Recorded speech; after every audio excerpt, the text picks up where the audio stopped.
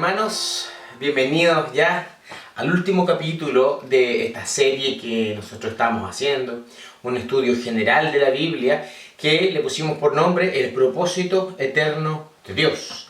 Vimos desde el primer capítulo hasta ahora, el último capítulo, que el Señor siempre ha tenido un solo propósito y ahora vamos a englobar todo lo que enseñamos con esta línea temporal para poder vislumbrar de una manera resumida lo que es lo que decía el Señor, tener una gran familia de muchos hijos semejantes a Jesús. Por lo general se veía que en el Antiguo Testamento y en el Nuevo Testamento como que Dios había cambiado. Pero la verdad es que esto es percepción solamente nuestra de una imagen antigua o nueva a través del Nuevo o Antiguo Testamento. Pero la verdad es que Dios siempre ha sido el mismo, y eso es lo que dice la palabra. Y lo hemos visto paso a paso, libro por libro, historia tras historia, como el Señor lo que hace siempre es querer formar su familia. Y eso es lo que el Señor ha querido desde la eternidad. En el capítulo anterior vimos como el Señor ya estaba formando en la cruz lo último que quedaba, ¿cierto? Es el cierre de todas las cosas. Pero hoy día vamos a ver, ahora retomar desde el Génesis hasta la época de la cruz, pero ya visto con una óptica actual, visto desde la forma en que el Señor hizo las cosas, ya no con la mirada desde el Antiguo Testamento, sino desde el sacrificio de Jesús hacia atrás. Amén. Así que vamos a comenzar ahora. Cierra ahí tus ojos, pídele al Señor que pueda darte sabiduría para poder entender todo esto que está en la palabra. Amén. Padre Santo, muchas gracias por este tiempo, Señor, este último capítulo que estamos haciendo. Yo te ruego, Dios, que tú sigas proyectando tu sabiduría a tus hijos, sigas hablando a través de tus propósitos eternos. Tú siempre quisiste que seamos familia, siempre quisiste que seamos hechos a la imagen de tu Hijo Jesús. Por esto te agradecemos, Señor, porque tú nos revelas. Día tras día, Señor, nos revelas, Padre amado, tu amor infinito hacia nosotros. Tú enviaste a tu Hijo, Señor, para que nosotros pudiésemos tener redención. Muchas gracias por lo que tú has hecho con nosotros y en nosotros. Muchas gracias, Señor. Amén. Amén. Muy bien, en el capítulo anterior vimos algunos hechos de la cruz y nos dimos cuenta que habían dos ópticas. Primero la óptica de Dios y segundo la óptica del mundo. Cuando Jesús llega a la cruz, lo primero que vimos bajo los ojos de Dios, que el sumo sacerdote Caifás queda anulado en su sacerdocio producto de que rasga sus vestiduras. También se vio, cierto, a Jesús poniéndosele una corona de espinas sobre su cabeza. Pero Dios estaba viendo una coronación de victoria ese día. Esta es la óptica de Dios, lo que nosotros llamamos el testimonio de Dios, que Pablo anuncia. Y esto lo anuncia en 1 Corintios capítulo 2, versículo 1 y 2. Dice, cuando fui a vosotros a anunciaros el testimonio de Dios, no el testimonio del hombre. Vimos también que el hombre vio a Jesús cargando la cruz, un madero sobre sus hombros. Pero Dios no vio esto, sino que vio sobre los hombros de Jesús cargando a toda la humanidad. También se vio, ¿cierto? Hay muchos versos que podemos decir entre Dios y el hombre, la óptica de Dios y la óptica del hombre. Ese día se vieron a 3 personas crucificadas, a los 2 ladrones más Jesús, pero Dios vio a miles de millares, te vio a ti y nos vio a todos nosotros en aquella cruz. También los espectadores ahí, muchos estaban esperando tal vez que Jesús se bajara de la cruz por el gran poder que había mostrado, pero Jesús muere. Eso es lo que ve el hombre, la derrota de Jesús. Pero Dios estaba viendo ahí la derrota de Satanás, como la palabra dice, que fueron exhibidos públicamente. ¿Quiénes? Satanás, sus demonios, todos sus huestes fueron exhibidos ahí. Y Jesús estaba triunfando en la cruz. También vimos y se vio, ¿cierto? En esta época, todos los testigos oculares vieron que a Jesús se le clavó un cartel que decía: este Jesús es el rey de los judíos. Era una condena para Jesús. Pero Dios estaba viendo otro cartel, que era la condena que estaba sobre nosotros, la toma y la clava en la cruz. También se vio físicamente que el velo del templo se rompe y que dice la palabra hoy, que este velo se rompió espiritualmente también. Este velo que es hoy, este velo es el acceso al lugar santísimo. Por lo tanto, nosotros podemos entrar con confianza al lugar santísimo. Hay muchos hechos en la cruz que quisimos relatar, pero, digamos, por tiempo relatamos estos 9 hechos muy importantes acerca de la cruz. Bajo este texto que nosotros podemos encontrar el testimonio de Dios. Pablo recita este texto, 1 Corintios 2, del 1 al 2. Dice: así que, hermanos, cuando fui a vosotros para anunciaros el testimonio de Dios, no fui con excelencia de palabras de sabiduría, pues me propuse no saber entre vosotros cosa alguna, sino a Jesucristo y a este crucificado. Pablo entonces ministraba y predicaba acerca de la cruz, pero no a Jesús cargando un madero, sino que él decía: Jesús estaba cargando con toda la humanidad. No decía que fue crucificado con 2 ladrones, sino que Pablo decía: estamos crucificados juntamente con Él, porque ese día todos fuimos a la cruz. Esta es la meditación del apóstol Pablo. Él no decía, no relataba, aunque tal vez que sí lo hizo, pero no le daba la importancia tal vez que nosotros le damos. Se le puso una corona de espinas sobre su cabeza. Él decía: ¿qué cosa? Ese día Jesús fue coronado como rey, con una corona de gloria y de victoria. Por lo tanto, la administración de Pablo debe ser la nuestra. La crucifixión es sinónimo de gozo, de alegría, de plenitud, de oportunidad para nosotros los que estábamos lejos. Amén. Ese es un poco el resumen del capítulo anterior. Brevemente, te dejamos también, si es que no viste el capítulo anterior, un poco el resumen de esto para que lo puedas ver. Amén. Así que vamos a ver ahora un resumen. Esta línea que nosotros vimos es una línea que diseñamos, ¿cierto? Una línea temporal que partía por una línea azul. Así parte desde el origen.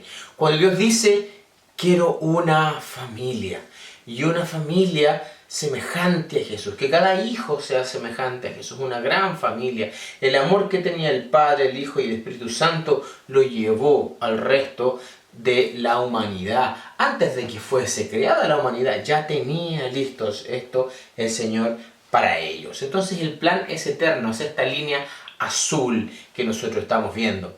Y comienza este caminar del hombre por el huerto del Edén hasta que, ¿cierto? Lo vimos en el primer capítulo, llegamos al árbol del conocimiento del bien y del mal. Este árbol trajo una separación. Bueno, la palabra pecado significa en el idioma original separación. El árbol del conocimiento del bien y del mal. Cuando el hombre come de este árbol, hace una separación entre cuerpo, alma y espíritu. Antes eran uno, ahora están separados. El espíritu y el alma especialmente se separan. ¿Qué es lo que queda en el espíritu? El espíritu tiene la comunión, la conciencia, la revelación, todas las cosas que Dios usa, pero están muertas en el hombre. Ahí está la respuesta cuando Dios dice al hombre: si tú comes de este árbol ciertamente morirás. Y esto es lo que muere: comunión, conciencia y la revelación. Pero por otra parte, en el lado rojo, está el alma. El alma se mantiene viva, que da emociones, voluntad e intelecto. Todas estas son órganos del alma: emociones, voluntad e intelecto. Nosotros somos emocionales, nuestra voluntad está contaminada y nuestro intelecto también está contaminado. Esto es lo que se contaminó con el árbol del conocimiento del bien y del mal. Pero ¿cuál es la realidad actual? Porque esto era la realidad antes de Cristo. Ahora que conocemos el sacrificio de Jesús, la palabra, ¿qué es lo que muestra? ¿Qué es lo que dice de Adán? En el lado rojo, ¿cierto? Dice que Adán, cuando fue creado, dice que fue un alma viviente. Así se le llama a Adán, alma viviente. Pero Pablo y otros también, otros apóstoles dentro de las cartas, ¿saben cómo nombran a Jesucristo? Espíritu vivificante. ¿Ya? No es espíritu viviente, porque si fuese espíritu viviente significa que está vivo, pero vivificante es que produce vida o que trae a la vida. Por lo tanto, nosotros tomamos el espíritu de Jesucristo y nuestro espíritu vuelve a vivir. Para reforzar esto, tenemos 1 Corintios, capítulo 15, 21 y 22. Miren lo que dice. Porque por cuanto la muerte entró por un hombre, también por un hombre la resurrección de los muertos. Porque así como en Adán todos mueren, también en Cristo todos serán vivificados. Por lo tanto, nuestro espíritu que murió ese día en el árbol del conocimiento del bien y del mal, cuando yo me bautizo y entro a las aguas ya con un corazón arrepentido, ¿qué es lo que hace el Señor? El Señor resucita nuestro espíritu. Pablo es muy certero en decir esto en la palabra. En Romanos capítulo 6, desde el versículo 6 dice esto. Sabiendo esto que nuestro viejo hombre fue crucificado juntamente con él, para que el cuerpo del pecado sea destruido, a fin de que no sirvamos más al pecado, porque el que ha muerto ha sido justificado del pecado. Y si morimos, con Cristo creemos que también viviremos con él, sabiendo que Cristo, habiendo resucitado de los muertos, ya no muere, y la muerte no se enseñorea más de él, porque en cuanto murió al pecado, murió una vez por todas, mas en cuanto vive, para Dios vive. Así también, y esta es la enseñanza para nosotros, así también vosotros consideraos muertos al pecado, pero vivos para Dios en Cristo Jesús, Señor nuestro. Por lo tanto, mis hermanos, este texto lo que habla, ¿cierto?, es que ahora nosotros estamos vivos, nuestro espíritu está vivo. Antes estaba muerto y ahora está vivo. Así que si tú eres hijo de Dios, tú te has bautizado y te has arrepentido y has dicho, Señor, quiero vivir para ti, eres parte de la familia del Señor y el Señor vivifica tu espíritu. Dentro de esta línea, cuando estaba azul, hubo una bifurcación. Lo vimos. Vemos la bifurcación de esta línea, con una línea roja, ¿cierto?, que nosotros la llamamos la decadencia del hombre. Esto fue terrible. El hombre fue cayendo cada vez más bajo. ¿Expresado dónde? En Romanos 3:23. En este texto Pablo mira el origen del pecado, esta parte de la historia de la humanidad, y dice esto: por cuanto todos pecaron y están destituidos de la gloria de Dios. Ese texto lo habíamos leído en el segundo capítulo. Todos pecaron y están destituidos de la gloria de Dios. ¿Qué es lo que ocurre aquí? El propósito original de Dios, representado en la línea azul, se trunca. No se anula, solamente que el hombre no tiene acceso a este propósito original. De aquí en adelante Dios sigue estableciendo pactos de redención, pero recordemos que vimos también los pactos están hechos para cumplimiento total. Dios cumple totalmente y el que es participante del pacto también tiene que cumplir todo. Si un hombre peca ya no es participante de este pacto, por eso era tan difícil. Entonces esta línea roja es decadencia del hombre, el propósito original, Dios sigue transitando solo por ahí. Vimos también el estándar de Dios. El estándar de Dios nunca va a bajar. Dios no va a hacer un perdonazo. Dios no va a decir, bueno ya, da lo mismo lo que hizo, váyase al cielo. No, el Señor nos va a subir a su estándar. Siempre va a querer hacernos subir a lo original, a ser semejantes a Jesús. Ser semejantes a Jesús. Este tiene que ser nuestro deseo y nuestra meta. Siempre ser semejantes a Jesús. Por medio de Jesús nosotros lo logramos y por un cambio de actitud toda nuestra vida. Nuestra vida tiene que estar rendida al Señor. Entonces este punto rojo que está aquí, todos pecaron y están destituidos de la gloria de Dios. Lo bueno que uno lee aquí es que tiene una coma, no un punto final. ¿Por qué? Porque el versículo siguiente es la realidad actual después de la cruz. Dice, Romanos 3:23, ahora 24:25. Siendo justificados gratuitamente por su gracia, mediante la redención que es en Cristo Jesús. ¿Cuál es la historia desde Adán, antes de Cristo? Nosotros estamos destituidos de la gloria de Dios. ¿Cuál es la historia nuestra ahora, después de Jesús? Hemos sido justificados gratuitamente por Jesús. Es una maravilla. Esto debe producir gozo en nuestro corazón, alegría, saber que estábamos destituidos. Lo dijimos hace unos 3 o 4 capítulos atrás, que ningún hombre iba al cielo. Ninguno, nadie, por más bueno que sea. Todos bajaban. Por ejemplo, Daniel, el gran Daniel, cuando murió bajó a un lugar que quedaba en el Seol, que se llamaba el seno de Abraham. Todos bajaban, estaban todos destituidos. Pero ¿qué es lo que hace el Señor a través de Jesús? Toma a aquellos, en esta época de la cruz, cuando muere el Señor y baja al Seol ahí, y como la muerte no puede retenerle, los toma y se los lleva. El seno de Abraham todavía existe, ese lugar que queda en el Hades. Todavía existe, pero está vacío, está totalmente vacío. Los que han muerto con Dios ya no están ahí, sino que van directamente al cielo. Están en este momento en el paraíso, esperándonos a nosotros, buscando siempre ser parte de la familia del Señor. Todos los que estamos buscando al Señor, nos vamos a encontrar un día todos juntos y vamos a restaurar definitivamente ya, o en más que restaurar, y vamos a ver el cumplimiento de todo esto que hizo Jesús. En este tiempo, después del pecado, se establecieron muchos pactos. Lo vimos, el pacto de Noé, de Abraham, ¿cierto? Vimos el pacto que Dios hizo a través de Moisés. Pero antes de Moisés hubo toda una época en donde Israel cayó en la primera esclavitud, que duró 400 años, donde Dios no habló, y dijimos que todo aquel que permanece en esclavitud, ¿cierto? Lo vimos más o menos en el capítulo 6.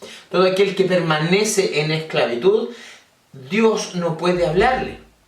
¿Por qué? Porque el propósito de Dios está hecho para aquel que es libre.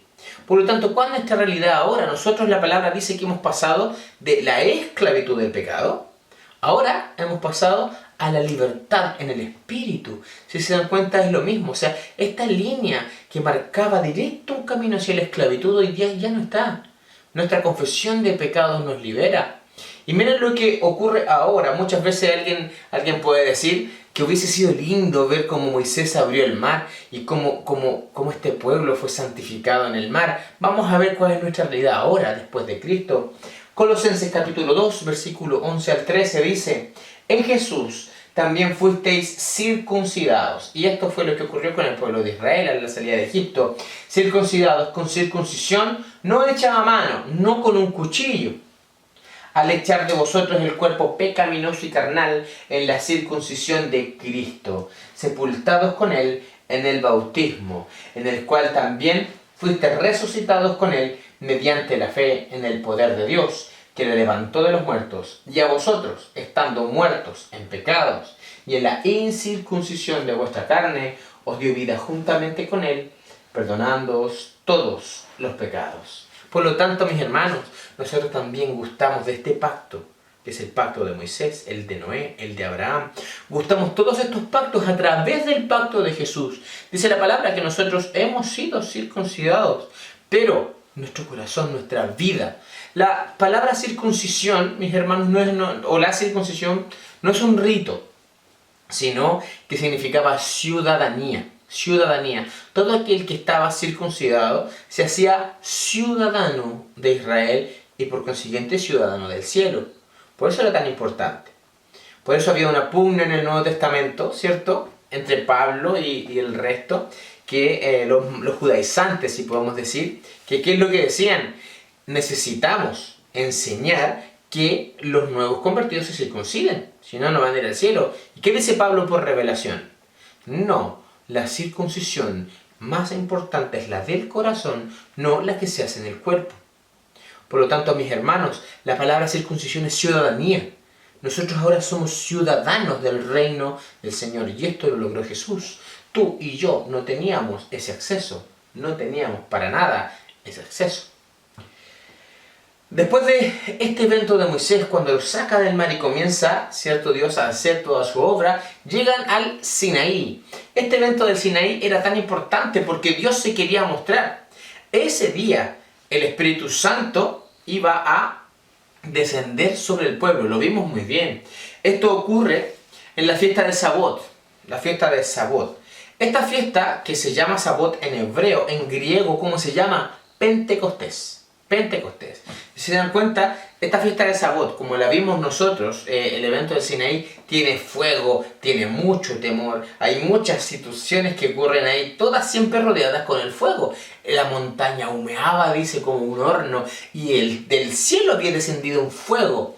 Estaba preparado el escenario para que todo el pueblo sea lleno del Espíritu. Ese día iban a ser todos consagrados como sacerdotes. Pero el pueblo tuvo temor de ir a ese lugar, tuvo miedo y huyeron de ese lugar. Por lo tanto no se cumplió. Pero la verdad es que el propósito del Señor nunca se acaba, no se elimina, solamente se cumplió más o menos 1200 años más en el futuro. ¿Qué pasó en esos 1200 años más? Lo vimos ya en el estudio, cosas terribles, muertes, destrucciones, esclavitud. Pero Dios quería que ese día el pueblo de Israel se transformara en templo del Espíritu. Pero ¿qué es lo que ocurrió? Como dijimos, el pueblo no lo quiso. No lo quiso. ¿Qué ocurre 1200 años después? Si se recuerdan, Jesús, de una vez resucitado, le dice a los discípulos, esperen, ¿cierto?, la venida del Espíritu Santo sobre ustedes y que vendrá no dentro de muchos días. ¿Sabe cuántos días se cumplieron desde que Jesús muere hasta el día del Pentecostés? Se cumplen 50 días, ¿ya? 50 días, desde la muerte hasta el día del Pentecostés. Jesús estuvo mucho tiempo resucitado con los discípulos. Y en 10 días, cuando Dios asciende, en 10 días más, viene y dice la palabra, y había llegado la fiesta del Pentecostés, que es esta fiesta. Esta fiesta. Por lo tanto, lo que Dios dice, esto siempre se cumple. Siempre se cumple, mi hermano, en la misma hora, en el mismo día, en la misma fecha, solamente que 1200 años más tarde. Entonces eso nos dejó una enseñanza. ¿Cuál fue? Que nuestro pecado y nuestro temor puede atrasar las cosas de Dios. Nuestro pecado puede extender el desierto. El desierto estaba preparado para 40 días, pero se extendió por 40 años hasta que murió toda esa generación. Tu pecado, mi obstinación, mi poca búsqueda del Señor hace que los planes de Dios sobre mí se retrasen. Nunca se van a cortar, mi hermano. Puede que se retrasen y que yo muera en ese intento. Pero, ¿qué es lo que ocurre el día del Pentecostés? Todos sabemos, vino el bautismo en fuego, lo que Dios siempre quiso para el pueblo de Israel, ahora lo entrega a su iglesia. En Hechos 2:18 aparece esto, como dice que lenguas repartidas de fuego cayeron sobre sus cabezas y fueron todos llenos del Espíritu Santo. Por lo tanto, esta línea que habíamos visto en el mapa, que estaba muy cerquita del propósito original, ahora comienza a bajar y nunca más vuelve a subir. Porque Israel tuvo la oportunidad de ser lleno del Espíritu y no lo logró. Pero los apóstoles, junto con otros 120 que estaban ahí, ¿qué es lo que ocurre? No tienen temor. Recordemos que ahí comienza un poco una persecución a los apóstoles, los discípulos en ese momento, y todos estaban con temor, pero ellos no huyeron. Jesús les dice, quédense, hasta que sean investidos. Israel no pudo quedarse al pie del monte, sino que por temor huyó. Pero los discípulos y los 120 se quedaron esperando y vino la manifestación del Espíritu Santo, la llenura, el fuego del Espíritu, hasta el día de hoy sigue. Por lo tanto, esta línea que comienza a bajar ahora en el propósito del Señor después de la cruz, ya no baja más, se mantiene en el propósito original. Vimos también, ¿cierto?, el templo de Israel, que en esta pasada, estamos hablando ya de unos cuantos años más, Israel construye el templo, ya lo que es el antiguo tabernáculo, era un lugar, ¿cierto?, un lugar físico de gran esplendor. ¿Cuál es el templo hoy? ¿Qué es lo que dice la palabra? Hoy día sí hay templo, pero ¿qué es lo que dice la palabra?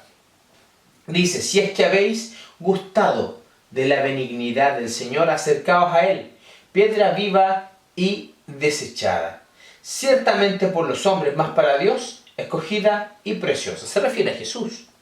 Vosotros también, como piedras vivas, dice, sed edificados como casa espiritual y sacerdocio santo para ofrecer sacrificios espirituales aceptables a Dios por medio de Jesucristo. ¿Qué dice? Somos edificados, cada uno de nosotros. En Corintios, Pablo también lo repite. Dice, ¿no sabéis que sois templo de Dios y que el Espíritu de Dios mora en vosotros? Si alguno destruyere el templo de Dios, Dios lo destruirá a él, porque el templo de Dios santo es. Entonces, mis hermanos, ¿cuál es el templo hoy? Somos nosotros. Por lo tanto, todos los oficios sacerdotales, todo lo que implica un sacerdocio, se hace en la iglesia, se hace con nosotros, en servicio. También vimos cómo los sacerdotes, y cuál era el oficio sacerdotal, el perdón, ¿cierto? Vimos cómo se establecía una llama de fuego que representaba la alabanza en el patio central. Había un lavacro que representaba la Biblia, la palabra, como nosotros nos miramos en ese espejo y nos lavamos. Dentro del lugar santo estaba el candelabro. Todos estos son oficios sacerdotales que no podemos perder jamás, porque el templo está aquí, estas cosas están aquí dentro, en la intimidad de nosotros y en la intimidad de la iglesia. Pero la palabra lo confirma. Hoy día, después de Cristo. Vamos a ver. Primera de Pedro 9 y 10 dice, mas vosotros sois linaje escogido, real sacerdocio, nación santa, pueblo adquirido por Dios, para que anunciéis las virtudes de aquel que os llamó de las tinieblas a su luz admirable. Y aquí hace una aclaración. Dice, vosotros que en otro tiempo no erais pueblo, pero que ahora sois pueblo de Dios, que en otro tiempo no habíais alcanzado misericordia, pero ahora habéis alcanzado misericordia. En otras palabras, ¿qué está diciendo Pedro aquí? Yo no estoy hablando de los levitas, estoy hablando ahora de todos los hijos de Dios, los que antes no eran pueblo y ahora sí lo son. Por lo tanto, mis hermanos, el oficio sacerdotal debe cumplirse en la intimidad de la iglesia, con el mundo y en nosotros.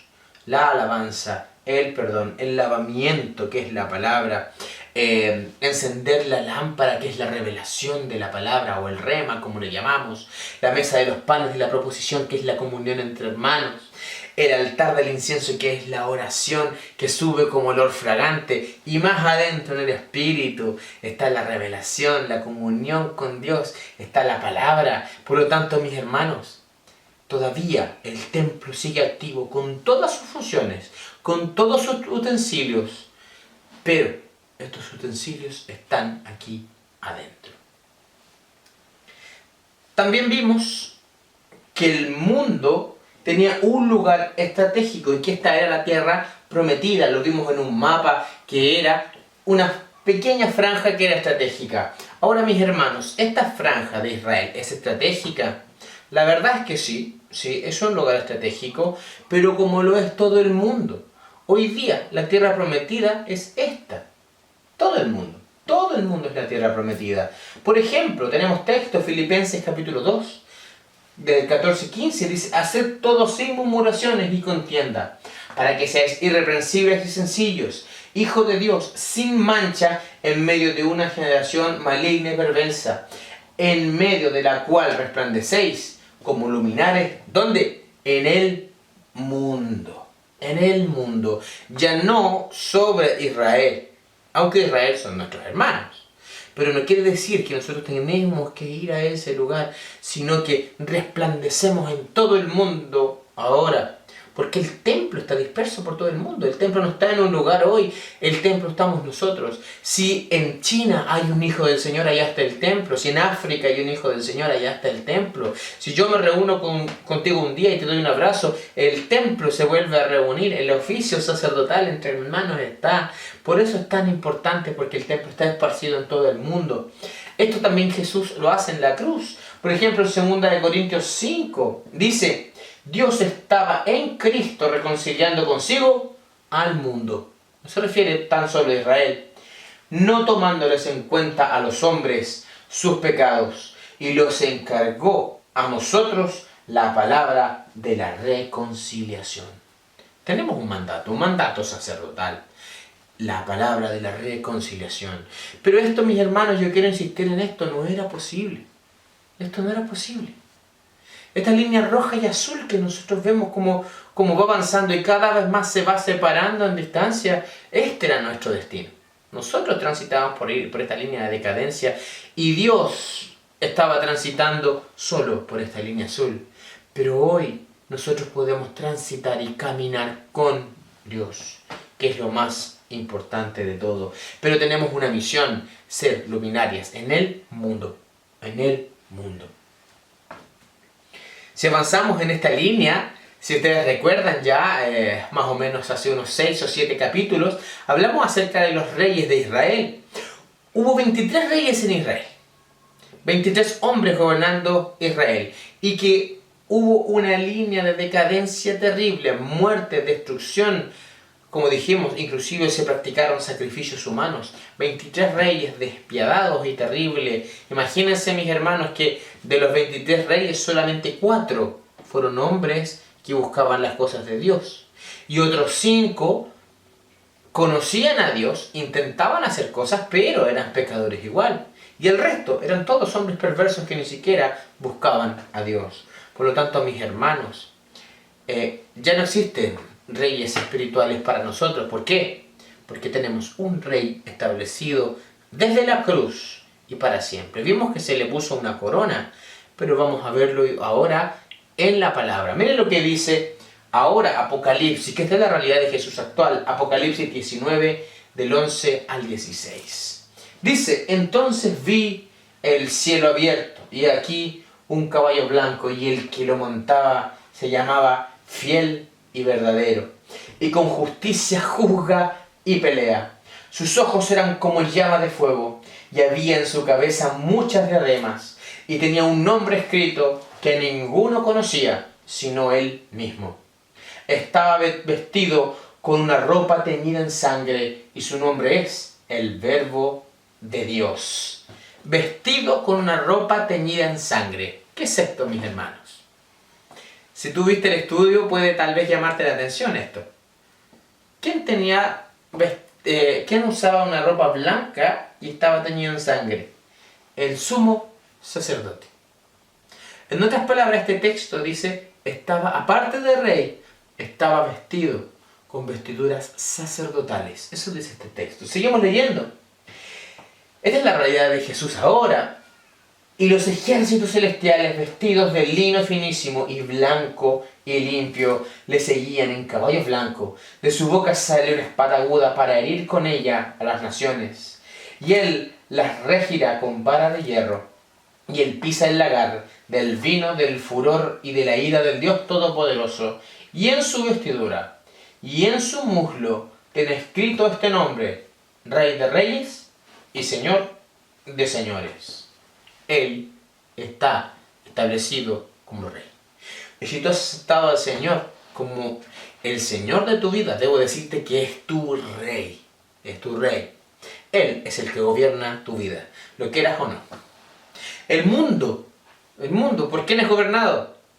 La verdad es que Satanás dirige el mundo, pero es gobernado por Jesús.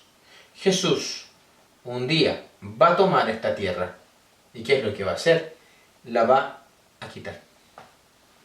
Llegará el día, dice la palabra, en que la tierra y todas las obras que hay en la tierra van a ser destruidas. Y esto lo va a hacer el Señor. Por lo tanto, mis hermanos, Él es el rey de nosotros y es el dueño de toda la tierra, lo queramos o no. Porque esta es la realidad espiritual de Jesús hoy día. Es el rey, si podemos decir, pensando en Israel, es el rey número 24, pero permanece para siempre. Por lo tanto, esta línea de los reyes, que empezó a bajar y a bajar y a bajar hasta puntos muy bajos, hoy día ya no existe.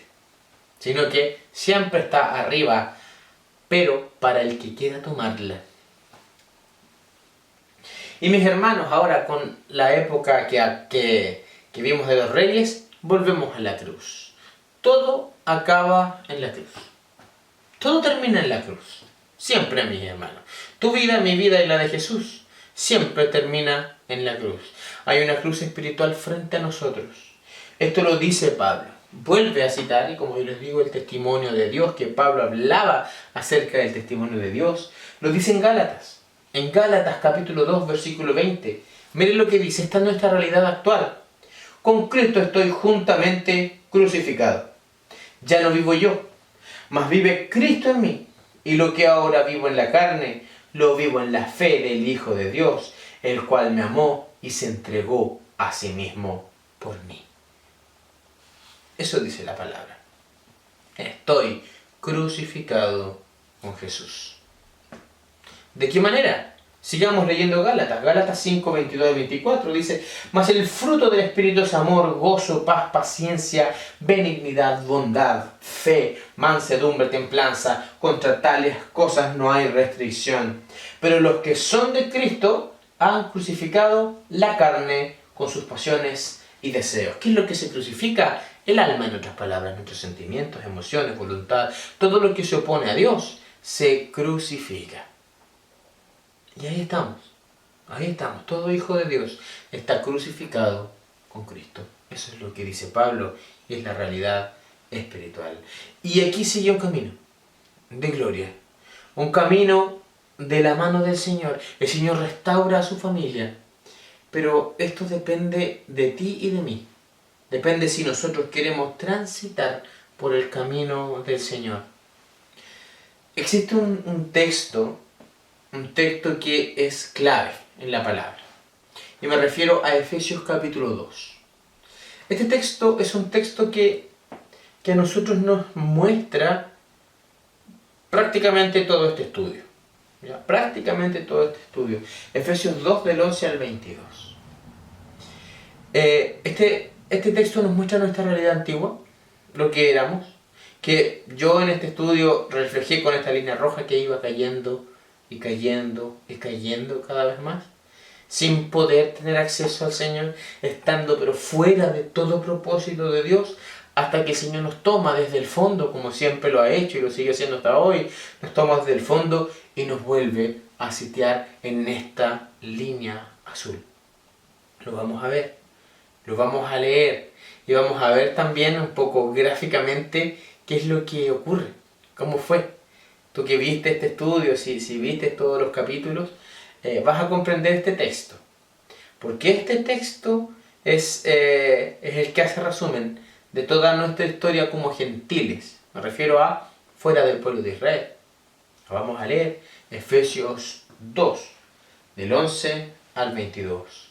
Dice: por tanto, acordaos de que en otro tiempo vosotros, los gentiles, por cuanto a la carne eran llamados incircuncisión, por la llamada circuncisión hecha con mano en la carne. En aquel tiempo estabais sin Cristo, alejados de la ciudadanía de Israel, ajenos a los pactos de la promesa, sin esperanza y sin Dios en el mundo.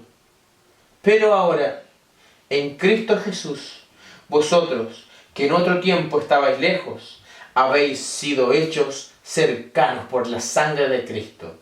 Porque Él es nuestra paz, que de ambos pueblos hizo uno, derribando la pared intermedia de separación, aboliendo en su carne las enemistades, la ley de los mandamientos expresados en ordenanzas, para crear en sí mismo y de los dos un solo y nuevo hombre, haciendo la paz, y mediante la cruz reconciliar con Dios a ambos en un solo cuerpo, matando en ella las enemistades. Y vino y anunció las buenas nuevas de paz a vosotros que estabais lejos y a los que estaban cerca, porque por medio de él, los unos y los otros, tenemos entrada por un mismo Espíritu al Padre. Así que ya no sois extranjeros ni advenedizos, sino conciudadanos de los santos y miembros de la familia de Dios, edificados sobre el fundamento de apóstoles y profetas, siendo la principal piedra del ángulo Jesucristo mismo, en quien todo el edificio bien coordinado va creciendo para ser un templo santo en el Señor, en quien vosotros también sois juntamente edificados para morada de Dios en el Espíritu. Este texto nos muestra nuestra realidad actual, que antes estábamos fuera y cada paso que dábamos nos iba alejando y alejando y alejando de Dios. Cada paso que dábamos estábamos más perdidos y cada vez más estábamos más fuera de la gloria del Señor.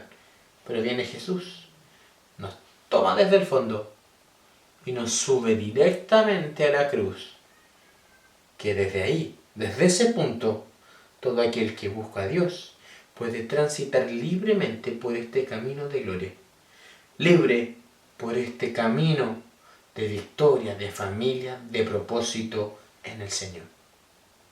Por lo tanto, mis hermanos, si yo puedo hacer un resumen de este estudio, es este texto, es Efesios capítulo 2. Antes, ¿cómo estábamos? Ajenos a los pactos de la promesa, no teníamos ciudadanía. La palabra dice que no teníamos ni siquiera esperanza. Estábamos fuera de todo propósito, pero ahora hemos sido hechos cercanos, miembros de la familia del Señor. Nadie es extranjero, nadie. Por lo tanto, si tú llegaste hace poco, no te sientas un extranjero. ¿Por qué? Porque el Señor dice, usted no es extranjero, usted es familia ahora.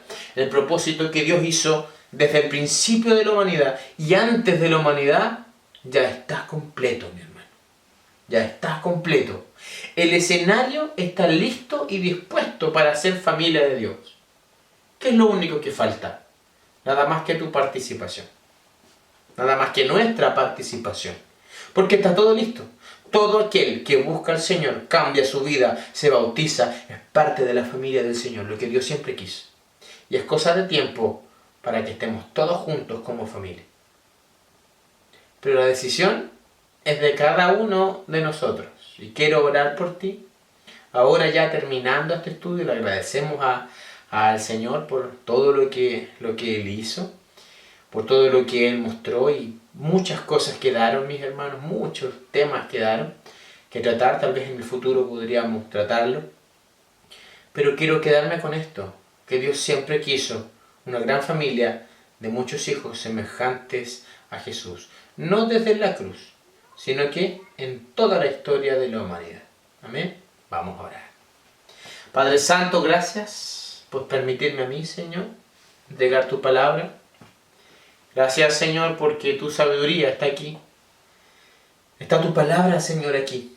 Está tu mente, tu corazón. Enseña, Dios, a tus hijos a vivir para ti. Enseña a tus hijos, Señor Dios, a vivir tus propósitos. Amarnos como familia. No vivir bajo esclavitud. Vivir siempre en la libertad de la santidad. Y gracias, Señor, porque esto tú lo pagaste ya. El escenario está listo para que nosotros vivamos como familia tuya, en unidad, en amor, tal como tú lo oraste en tu oración. La última oración que hiciste, que seamos uno, como tú eres uno con el Padre. Enséñanos a vivir así. Enséñanos, Señor, a disfrutar de tu gloria, de tu familia, porque tú cumpliste todo, completaste todo en tu propia carne y en tu cuerpo. Por esto, Señor, a nosotros no nos queda nada más que seguirte a ti, desde ahora y para siempre. Muchas gracias, Señor. Amén. Amén. Bueno, mis hermanos, esta fue el último capítulo de este estudio. Para mí es un privilegio poder enseñarte lo que Dios me ha mostrado. Es un premio para mí que alguien esté viendo este video, ya sea una persona o 100. Si Dios logra transformar a una persona, ya hay fiesta en los cielos. Y si tú eres hijo del Señor y puedes aumentar tu sabiduría en las cosas del Señor y, lo más importante, llevarlo a la vida y a la práctica, ya está todo listo. El Señor va a hacer su obra, pero dejamos este estudio en tus manos para que lo compartas, para que lo enseñes. Tienes plena libertad para entregarlo a distintos hermanos Estos videos son completamente gratuitos, puedes acercarte al canal, compartirlo todo y quisimos relatar en estos capítulos de manera resumida, porque 15 capítulos igual es poco, de manera resumida el propósito eterno desde el principio hasta la eternidad. Amén. Que te vaya muy bien, que el Señor siga prosperando tu vida y trayendo más revelación en la palabra.